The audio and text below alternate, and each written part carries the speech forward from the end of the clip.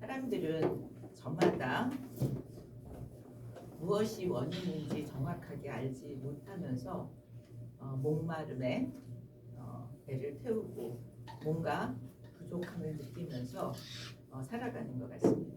모든 것이 풍성해 보이고 모든 것이 좋아 보이는 그런 상황에서도 늘 갈증을 느끼며 행복지수가 그렇게 정말 높지 않게 힘들어하고 살아가는 것 같습니다.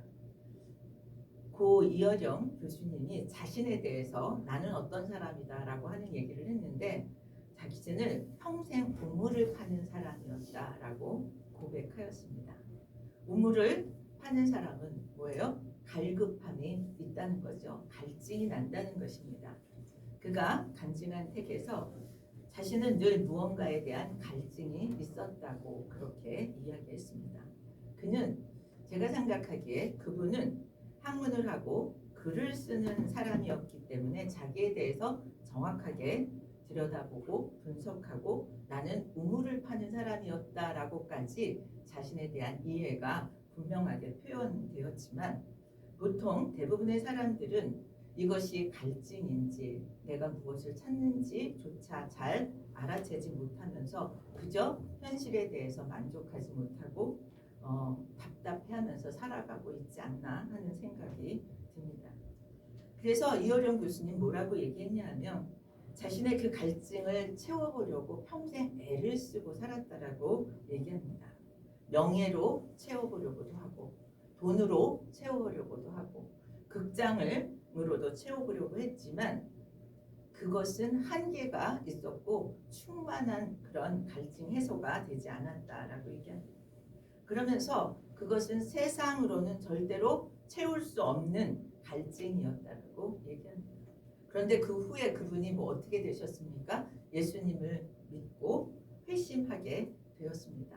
그리고 회심하고 난 후에 그는 그것이 무엇인지 알게 되었다고 그렇게 간증합니다.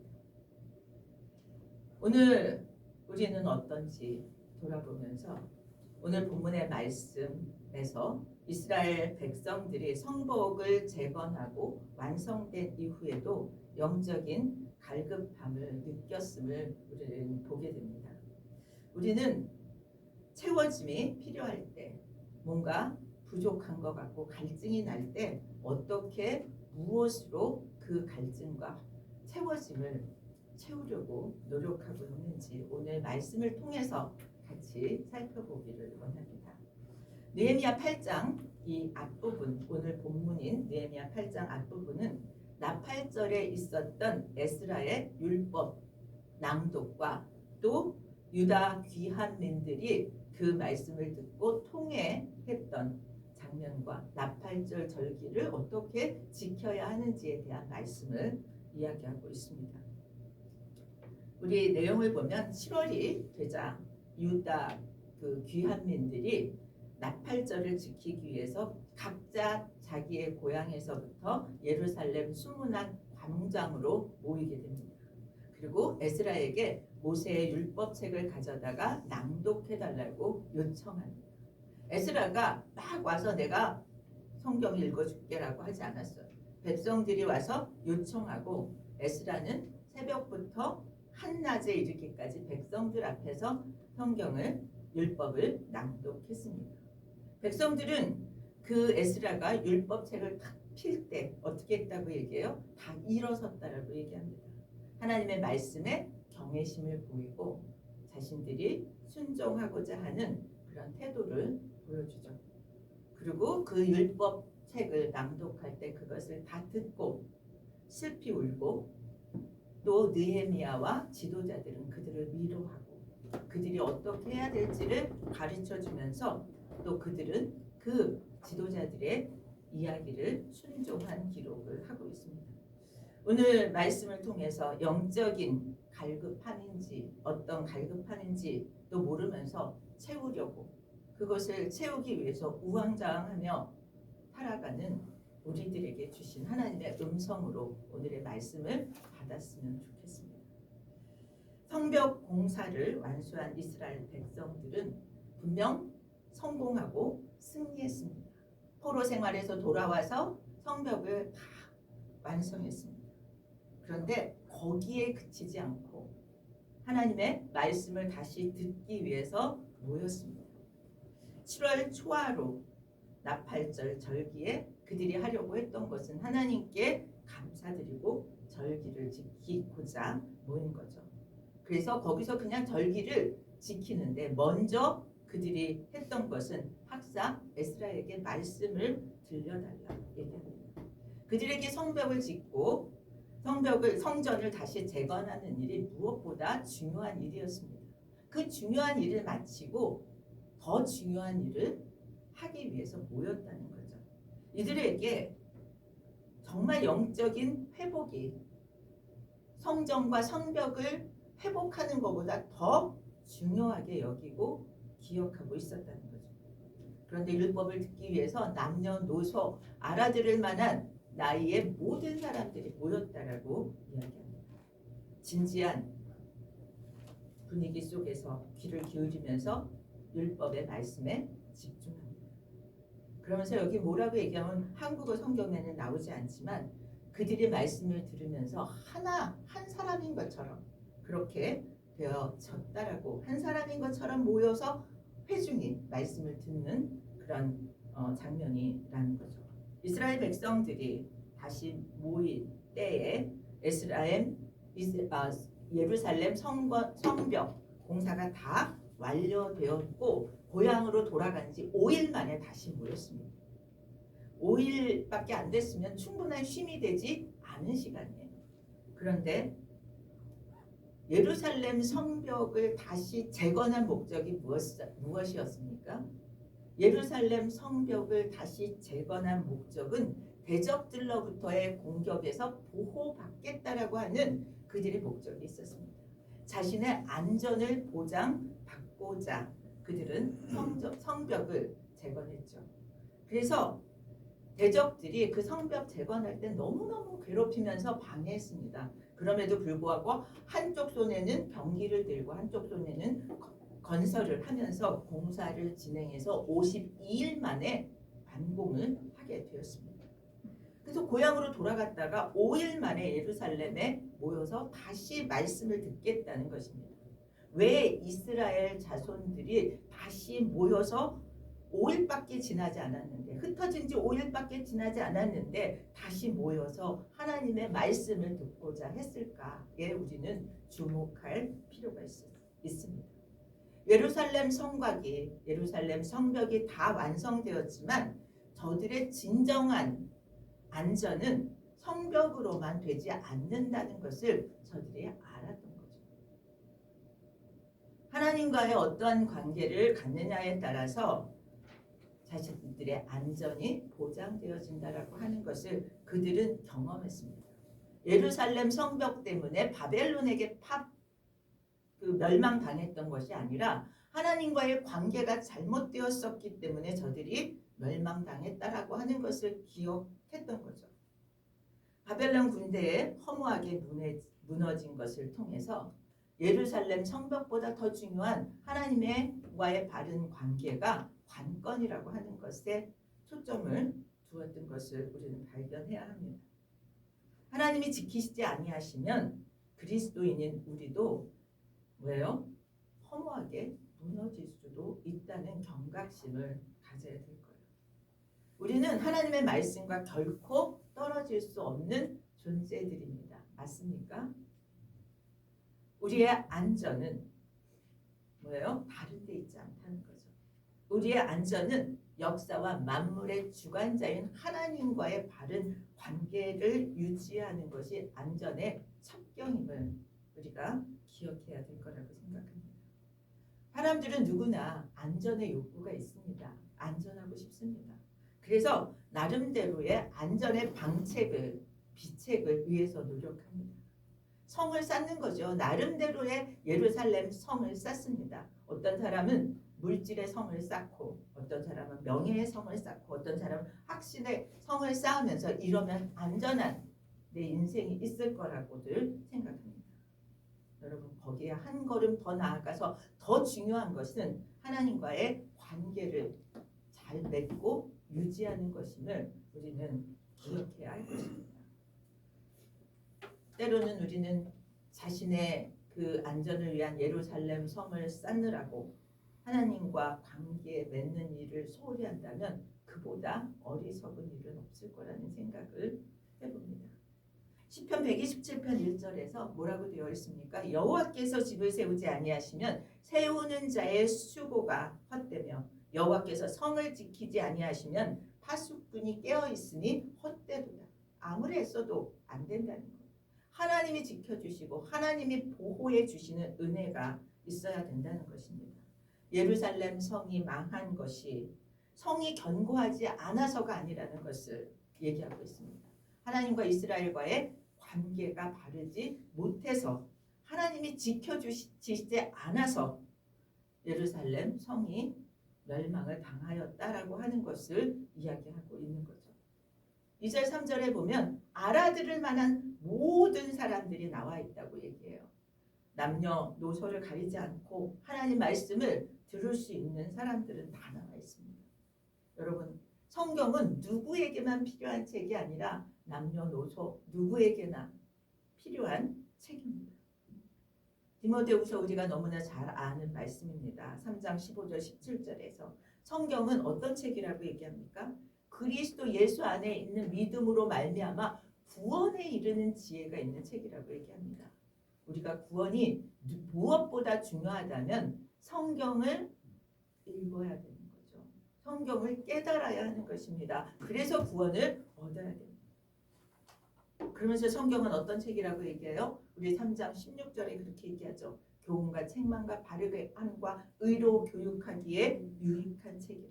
그래서 사람을 온전하게 하고 선한 일을 행할 수 있는 능력까지 얻게 된다고 얘기합니다. 그렇다면 성경이 얼마나 우리에게 중요한지 하는 것을 우리는 알 수 있습니다. 말씀은 어린아이도 구원에 이르게 하는 지혜를 갖게 합니다. 성경은 어린아이든 어른이든 남자든 여자든 관계없이 모두를 위해서 기록되어 있습니다. 성경 기록의 목적이 누구든지 읽고 듣고 하나님 앞에서 바른 길을 행하며 구원에 이르는 지혜를 얻게 하는데 성경에 기록의 목적이 있습니다. 어린아이라도 노인이라도 뭐예요? 교훈을 얻고 하나님 앞에서 바르게 살게 되고 구원에 이르는 지혜가 누려지기를 축복합니다. 그러면서 어떻게 그들이 말씀을 보았는가를 얘기해요. 3절에 보면 새벽부터 정오까지. 새벽이라는 것은 막 새벽 5시, 새벽 4시를 얘기하는 게 아니라 어스름한 그런 새벽을 얘기합니다. 어둠이 걷히고 낮이 밝아오는 때, 하루 일과를 시작하기 전부터 말씀으로 시작한 예루살렘의 성에서의 저들의 모습입니다. 정오까지라고 하니까 적어도 6시간을 말씀을 들었다라고 하는 얘기를 하고 있죠. 얼마나 저들에게 말씀이 갈급했는지, 얼마나 말씀에 집중했는지를 보여줍니다. 어떨 때 우리는 하나님의 말씀에 갈급하고 집중할까요? 거기에 소망이 있다라고 믿을 때입니다. 우리는 거기에 소망이 있고 힘이 있을 때, 힘이 있다고 믿을 때 거기에 뭐예요? 시간을 투자하고 노력을 투자합니다. 하나님께 소망을 두면 하나님 말씀에 귀를 기울이게 되어지는 거죠. 우리 인생에서 가장 중요한 것은 하나님 말씀에 귀를 기울이는 것입니다. 하루의 일과를 시작하기 전에 먼저 말씀을 묵상하고 그래서 하나님의 뜻을 알아서 하나님 앞에서 바른 삶을, 바른 선택을 하는 그런 지혜의 구원에 이르는 지혜를 얻는 우리 모두가 되기를 축원드립니다. 하나님 말씀 듣기를 사모하고 말씀 앞에 하루를 시작할 수 있기를 예수 그리스도 이름으로 축원드립니다. 5절에 보면 에스라가 백성 위에 서서 율법책을 피자 백성은 모두 일어났다라고 얘기합니다. 그들의 반응, 율법책을 폈을 때 저들의 반응은 뭐예요? 일어섰다는 것입니다. 일어섰다는 게 무슨 뜻이냐 하면 성경에 나오는 여호와 앞에 일어섰다라는 표현이 많이 나오는데 헌신과 충성과 복종의 의미가 있습니다. 사무엘이 하나님의 음성을 들었을 때 했던 말이 있죠. 말씀하옵소서 주의 종이 듣겠나이다. 그런 마음이 지금 성경을 율법을 에스라가 폈을 때 저들이 일어서는 모습으로 반응하는 거라는 거죠. 또 이스라엘 백성들의 반응이 또 어떤 반응이 있냐면 여러분 에스라가 하나님을 찬양하자 어떻게 했다고 얘기해요? 6절에 모든 백성이 손을 들고 아멘 아멘 했다고 얘기해요.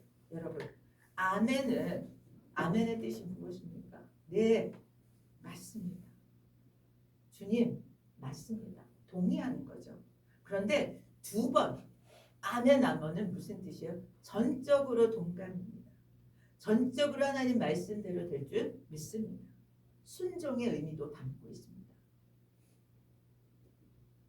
모세의 율법책 말씀을 들었던 수문 앞에 모였던 백성들은 두 번씩이나 반복해서 자신들의 마음을 헌신을 표현했습니다. 하나님은 우리들의 찬양을 받으시기에 합당하신 분입니다. 우리는 언제 아멘 아멘 하는지요? 여러분 어떨 때 가장 아멘 소리가 많이 나옵니까? 우리 입에서? 저는 우리의 아멘에 좀 점검해 볼 필요가 있다는 생각이 들었습니다. 우리의 문제가 해결되거나 은혜로운 말씀이 내게 좀 유익이 되는 말씀이 주어질 때 우리는 아멘을 참 잘합니다. 상황에 따라서 하나님의 말씀을 받고 안 받고를 결정하지 않고 어떤 상황에서든지 어떤 말씀을 주시든지 아멘할 수 있는 믿음의 사람들이 되기를 예수 그리스도의 이름으로 축복합니다. 두 번째는 우리가 하나님 말씀을 설교 말씀을 들을 때 아멘 우리 그렇게 많이 하죠. 그런데 우리가 그 아멘하고 나가서 살 때 그대로 실천하지 못할 때가 참 많이 있습니다. 마리아가 정말 순종하기 어려울 때 고백한 것처럼 말씀대로 이루어지다라고 하고 그 말씀이 저를 통해서 이루어졌던 것과 같은 아멘이 우리에게 있기를 축복합니다. 새벽 정오부터 정오까지 그 긴 시간을 두렵고 떨리는 마음으로 말씀을 받았습니다. 우리는 어떤 마음으로 말씀을 듣고 행하는지요. 지금 8절에 보면 하나님의 율법책을 에스라가 낭독하고 또 레위인들이 그것을 해석해 준다라고 얘기하고 있습니다. 레위인들이 해석해 주었다라는 것은 세 가지 의미가 있어요. 첫 번째는 언어를 해석해 주는 의미가 있습니다. 성경은 히브리어로 되어 있는데 그들의 언어는 아람어를 쓰고 있었기 때문에 히브리어로 되어 있는 율법을 낭독하면 레위인들이 아람어로 번역해 주었다는 의미가 있고요. 두 번째는 율법의 의미를 보다 자세하게 풀어서 설명해 주었다는 의미도 있습니다. 세 번째는 율법의 내용을 의역해서 삶에 어떻게 적용해야 될지를 설명해 주는 의미도 포함하고 있다고 합니다. 오늘날 목회자들이 하는 일이기도 하고요. 우리가 묵상을 통해서 하나님의 말씀을 적용해까지 우리가 그 말씀을 끌어오는 그러한 의미도 있겠습니다. 여러분 우리는 언어를 해석해 줄 필요는 없잖아요. 그렇죠? 우리말로 성경을 가지고 있기 때문에 아이나 어른이나 다 성경을 읽을 수 있어요. 우리는 이것이 굉장한 복인 줄 믿습니다. 읽는다고 다 아는 것은 아니지만 그럼에도 불구하고 말씀을 읽고 듣고 하나님의 뜻을 알게 되고 삶에 적용하는 데까지 나아가는 것, 그것을 통해서 우리는 그 채워짐의 역사가 경험되는 줄 믿습니다. 그것이 채워질 때 충만하게 되어지고 알 수 없는 그런 불안과 두려움에서 우리는 자유로워지는 줄 믿습니다. 9절 앞부분에 보면 율법의 말씀을 들은 백성들의 반응이 나옵니다. 율법의 말씀을 에스라가 낭독해주고 레위인들이 해석해주면서 저들의 반응을 보게 되면 저들은 어떻게 했다고 나옵니까? 말씀을 듣고 울었다라고 얘기해요. 9절에 보면 다 우는지라. 울었다는 것은 무슨 뜻일까요? 그들은 말씀을 울었다라고 하는 것은 회개했다는 거죠. 하나님의 말씀은 사람의 마음을 움직이는 힘이 있습니다. 하나님의 말씀은 파워가 있어요.